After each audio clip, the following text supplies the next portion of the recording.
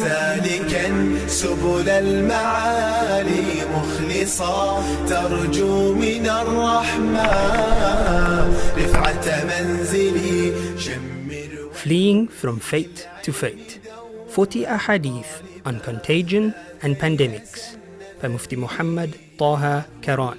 Chapter 2. Preventative Measures. Hadith number 8. Traveling during a pandemic.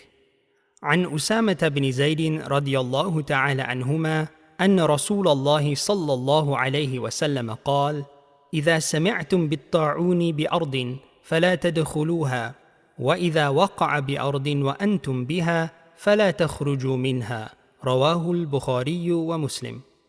Usama ibn Zayd radiallahu ta'ala anhuma narrates that the Messenger of Allah sallallahu alayhi wasallam said, if you hear about the plague in a land, then do not enter it, and if it appears in a land where you are, then do not leave it. Narrated by Imam al-Bukhari and Muslim. Background. There is a story to the first emergence of this hadith among the Sahaba. It goes as follows.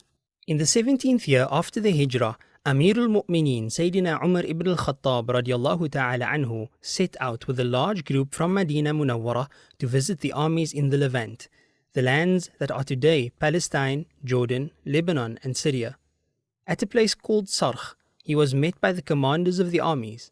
It was also here that the news came to them that the plague had broken out. Sayyidina Umar radiallahu ta'ala anhu consulted the Sahaba radiallahu ta'ala anhum. Opinions differed. Some advised that he continue his journey deeper into the land where the plague was, while others advised that he returned to Medina. Umar radiallahu ta'ala anhu decided on the latter course. What was the motivation of those of the Sahaba who advised that he continue his journey? It was their conviction that only such calamities could ever befall us as Allah ordained. From their vantage point, taking the road back to Medina had every appearance of fleeing from Qadr. This was exactly the sentiment which their spokesman, Sayyidina Abu Ubaidah radiallahu ta'ala anhu expressed. Amir al-Mu'mineen, are you fleeing from Qadr? To which Sayyidina Umar radiallahu ta'ala anhu replied, how I wish, O Abu Ubaidah, that the one who asked that question was someone other than you. Yes, we are fleeing from Allah's Qadr, to Allah's Qadr. Up to this point, the hadith had not yet surfaced. The Sahabi who had heard these words from Rasulullah sallallahu alayhi wasallam was Sayyidina Abdul Rahman ibn Auf radiallahu ta'ala anhu. He had come with a delegation from Medina, but he was not present at the consultation. When he arrived afterwards, he narrated to them what he heard Rasulullah sallallahu alayhi wasallam say. If you hear about the plague in a land, then do not enter it, and if it appears in a land while you are there, then do not leave it. Sayyidina Umar radiallahu ta'ala anhu stood vindicated. But why not? During the lifetime of Rasulullah sallallahu alayhi wasallam, there had been several occasions in which his discretion was revealed to be in full harmony with subsequent revelation. Among all the Sahaba radiallahu ta'ala anhum, he was the one who Rasulullah sallallahu alayhi wasallam identified as the epitome of the muhaddath, an especially inspired person. It was about him that Sayyidina Ali ibn Abi Talib publicly declared upon the pulpit of Kufa, the best men in this ummah after its prophet is Abu Bakr, then Umar. To us, it was not far-fetched to think that the Sakina spoke on the tongue of Umar. Against this backdrop of history, let us now go on to tabulate the lessons offered by the hadith. Lessons. 1. The plague, or by extension, any contagious disease, is intrinsically connected to belief in Qadr, or predestination. On account of this connection, it is quite natural for differences of opinion to arise, as arose here between Sayyidina Umar and Sayyidina Abu Ubaidah radiallahu ta'ala anhuma. What we see in this altercation is a clash between firm conviction in Qadr on the one side and preventative measures on the other. The same paradox features once again in the incensed exchange between Sayyidina Amr ibn al-As and his critics rahimahumullah, a year later when he decided to scatter the threatened population of the settlements into the countryside. By the sheer nature of the problem, differences of opinion become unavoidable. 2. Differences of opinion are of two kinds. Differences of variation, where one thing can be done in a variety of ways, with all of them being valid and correct, such as the 3 ways to combine Umrah with Hajj. Differences of contradiction, in which one of 2 contending views is the correct one.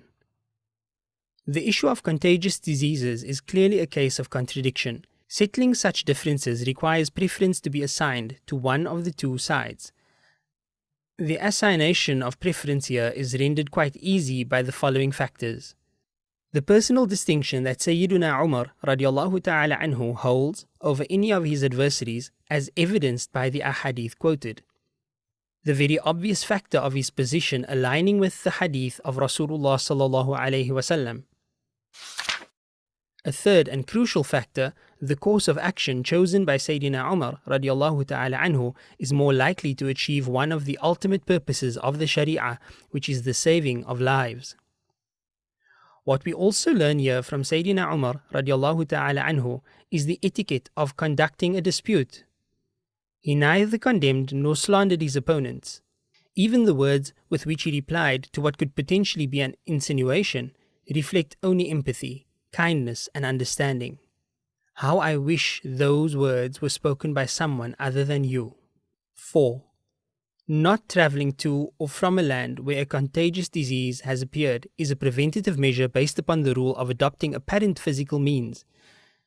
It is through human contact that such diseases transfer from one person to another, and it is through travel that they may jump from country to country and continent to continent.